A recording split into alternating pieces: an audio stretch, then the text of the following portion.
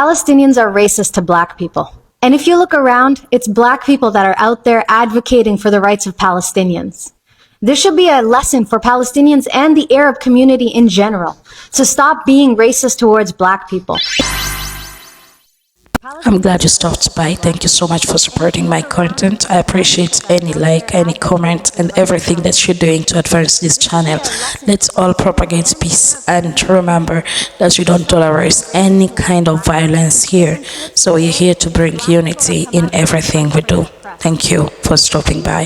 So this is another video that is raising a lot of concern on TikTok right now, and it's about this girl who posted, the lady who posted about the Palestinians' hate towards black people, and like a racist, being racist toward black people while they are out there supporting them. So my question is, let's pause here. Is there anything to do with racism in this conflict of Palestine and Israel right now? And is it the right time to be racist? The reason why I've taken this video is because it does not come from a black. And we don't forget, we don't ignore that this racism, it's something that is existent and it has not started today. So innocent bloods are being shed. Bottom line. Palestine is racist towards black people. Let's talk about it. So after the video I put up on Friday, I got a bunch of comments that suggested that we as black people should stay out of the conflict because Palestinians are also racist. And in fact, they have a city called Al-Abid, sorry if I'm mispronouncing that, which means slave, and it's meant for black people to stay in slum-like conditions there. So obviously I did my own research so that I could reach my own conclusions. I also found this really cool story about this Afro-Palestinian journalist here, Nasreen Salem, and she went through detail in terms of the persecution she's experienced both from Palestinian people and the IDF. Additionally, we should know that Palestine participated in the Arab slave trade and slavery was only abolished in the country in the early 20th century. However, despite all of this information, I am still very much pro-Palestine, even more so than ever before, and let me tell you why. If you care about Afro-Palestinians, black people living in Palestine, then you'd understand that they are going through a genocide by way of the Israeli government, and they are also experiencing discrimination from their Palestinian peers as well as Israelis as well. But in order for us to fight for their freedom from said discrimination, they need to be alive to see us fight for them. They need to survive the genocide. So if you care about black people all over the world and you care about Afro-Palestinians, then there is absolutely no excuse for you not to be pro-Palestine in this conflict. If you are just using this as a reason to say that you should stay out or that black people shouldn't get involved, then simply put, you don't care about other people who look like you, who are not in your immediate vicinity. So no, I don't think that's a good enough reason or even a reason at all to not be pro-Palestine.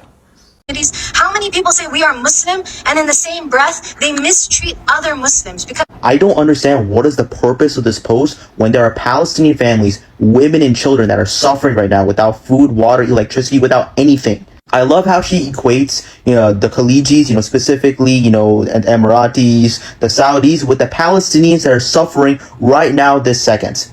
Am I going to deny that there is racism and colorism within the Muslim community? No, of course not. It does exist. And yes, I completely understand there are a handful of racist Arabs out there that hate minorities. But the racist behavior of certain Muslims do not represent the actions or the ideas of the oppressed Palestinian families that are in Gaza right now.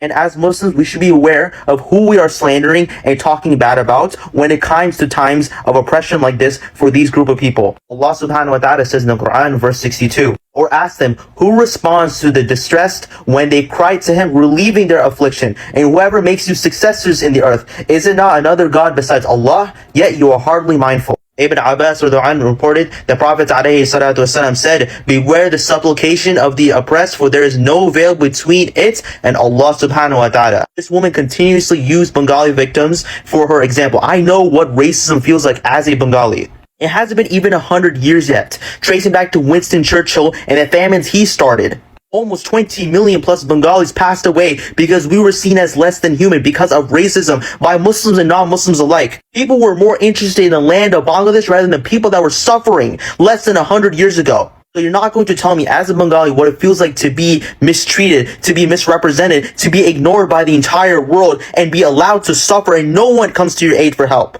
And at the times of oppression, the only source of any aid or help was Allah subhanahu wa ta'ala. Yes, the Arab and Palestinian community have their fair share of faults as a whole, but what's more important is giving them aid, helping those families that are oppressed, helping and speaking out to people that can help those families, making dua that Allah subhanahu wa ta'ala relieves them of what they're going through right now so they didn't suffer the way that us Bengalis did. It's funny how this woman, who's from the UAE, who married a black man, wants to lecture oppressed groups on how to be inclusive. You don't expose the faults of the oppressed. You help them. And then once that situation is being tackled, we can move on to other things. But the first thing that this Muslim ummah needs is to help the Muslims that are oppressed right now. Exposing the faults of this community, you're not doing anything to help them out at all. Either you help them out, you advocate for them, or you stay silent. As someone who is part of a group that was almost ethnically cleansed less than 100 years ago, I urge you to stay silent about the Palestinian community.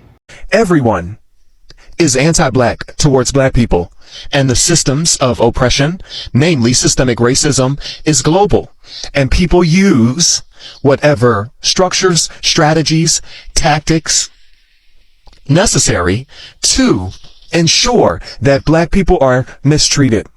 In my upcoming book, The N-Word, I get into it and break down what is this issue, why so many people, so many ethnicities, so many nations hate black people. And one of the things I think about very often is my colleague Tammy Triolo talked about how racism is the number one thing that white people lie about the most.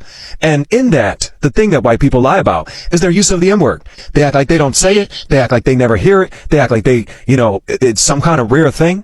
When at the end of the day, you say it, you use it, your kids hear it, they say it, but you just don't teach your kids about the respectability and the decorum of how to use it. So they use it indiscriminately. Listen, it is no secret to black people how much we are hated. And in this conflict, what I want people to understand, what I want people to realize is that, yeah, black people are always going to speak out for people who are being oppressed because black people are oppressed and black people are crying out all over the world. Okay, so y'all care about the genocide in Palestine, but y'all don't give a fuck about the genocide in America. Y'all care about the genocide in Palestine, but y'all don't care about the genocide in the Congo. Y'all don't.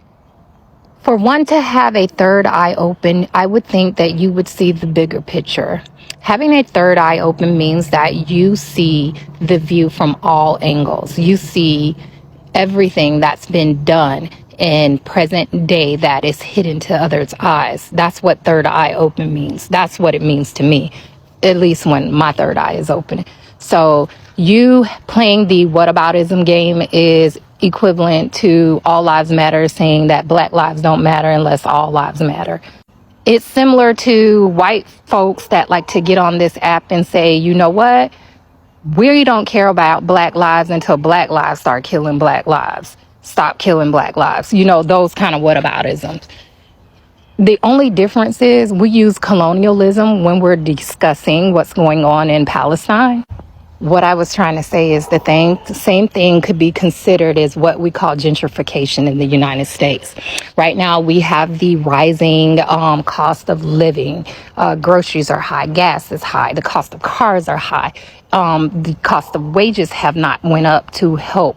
So, you know, those poor cities that are inside of the United States, you know, the ones that we normally live in, now you're seeing housing renting going up $2,000 or more, even renting in apartments are higher. You can't afford those, but guess who are going to afford those? The people who were once middle class are now moving into those neighborhoods and making that gentrification become a big thing. Hence the equal rising rate of the homeless people that we have in the United States that are sitting around here, can't afford housing, can't get the necessary jobs they need to make it work, right? When you sit here and you say that this isn't our problem and that we shouldn't be worried, that means you are turning your eye to the same issues that are also bothering us in the United States. When our government is giving this money to back this war, to take this land from these people, and you use whataboutisms as an excuse to say why you don't care, that's sick and sad. We are with the people of Palestine. We are with the people of Eswatini. We are with the people of Sahrawi. And we are not with Morocco. We are not with Israel. We are not with... One thing I do know is that I love my people to death. I love everything about black. I love the way our skin glistens in the sun. I love that we're magic. But what I do dislike is that the ignorance that comes out of some of our mouths. The fact that you would sit on an app and be boastful to say, okay, I don't care about these people because of X, Y, and Z. But the Israel people are taking a guide out of the United States handbook. Where do you think they learn how to oppress other people? From the United States by oppressing us. What do you think they learn to drop bombs on those people to keep them from even coming up and having a fighting chance? If in 2023, AIs are coming out and they're saying that an average black family household will not be able to survive with what is going on with inflation and the rising economic costs, what do you think is going to happen to us soon? They don't even want to give us reparations to give us a fighting chance. If those people were stuck in open air prisons and they weren't given a fighting chance to, they gonna snuff us out soon too. And again, like I said, anytime we tried to do better, bombs were dropped on us, just like the Palestinian people. So if you can't identify those two and you don't have anything to bring to the table other than being ignorant, I suggest that you maybe keep quiet on this one. I'm glad you're watching to this extent. Also, I will leave my thought at the end of the video. The very same tactics that have been used against Black Americans, particularly in Minnesota, have also been used against Palestinians in Palestine. We have actually trained their officers to put their knees and body on their necks and treat them like how we're treated like cattle. They're treated like cattle as well. I highly suggest, it's upside down, you read this book called Black Power in Palestine, because it goes over the history of, literally during the civil rights movement, how Black organizations came together because they stood up against the Vietnam War. And a lot of these organizations were like, okay, of course we're going to be fighting for Black liberation, but we're also going to be fighting for Palestinian liberations. We're going to be fighting for the Asians. We're going to be fighting for the Arabs. People don't understand that, a lot of Black activists, ones who existed before us and ones who exist now, they don't see fighting for justice as something that is only for Black people. They see it as any minority, any group of people that is being oppressed, we're going to stand up and say and do something. This is literally a quote from Nelson Mandela, a prominent civil rights figure in South Africa, who said that, yeah, we all need to do more for the people of Palestine in their quest for peace and security and friendship. And even Palestinians have on the wall that basically separates them from the rest of the world and the rest of Palestine in Gaza, have made portraits about George Floyd when he passed away, and have also protested in Palestine on behalf of people who have been murdered, Black individuals. And then it's the reverse as well. Black people have stood alongside Palestinians in protests. This is something that we are inherently tied to. We are suffering very similar fates, so why would we not care? Why do you are even asking this question about what we have to do with it? You don't need to have something to do with it to care about it, because no one is free until we're all free. It does not just stop at Palestinian liberation. It also continues with Syrian liberation, and continues on with any liberation where someone is being oppressed. We were oppressed from remembering. So my grandma shared, when they were in Palestine, if they even heard you singing Palestinian songs of the Nakba or anything, they would arrest you. They don't even want you to remember or to talk about what happens. I think for a lot of us who are listening and know even a basic history of Black people coming to America, this is the methodology of colonization. It is the erasing of identity. It wasn't that they just killed Native Americans when they came here. The children of Native Americans were then put in schools to unlearn their Native American heritage. And they were taught to, like you just said, unlearn their traditions and be like, assimilated into American society. The same thing was done with Aborigines in Australia. If you see the movie Rabbit Proof Fence, they took the children from their parents and then they start trying to marry the children off to white Australians because they're literally trying to cleanse the ethnicity. It's genocide is what it is. Racism, oppression, whatever you can call it, everyone is being affected in different ways. So bottom line, bloods are being shed. Is it the right time to speak about racism and all these things are happening? Or is it time to pray and hold hands and pray for peace and bring unity? I'm just thinking. I was going to ask you why, but then I remembered how absolutely individualistic we have become as a community. How I miss the days where we cared about collective betterment, but y'all have decided to let colonialism and Western ideals deteriorate the very few brain cells that y'all have left. And did I mention capitalism? So in case you didn't know, the Black community and the Palestinian community have entirely too much in common for us to stay silent. We have both been victims of police brutality, discrimination, and colonialism. From 2016 to 2020, while they were actively undergoing the ferocity of an apartheid state, they were standing with us while we were in the streets protesting. Palestinians were giving us useful tips on what to do when we are experiencing tear gas.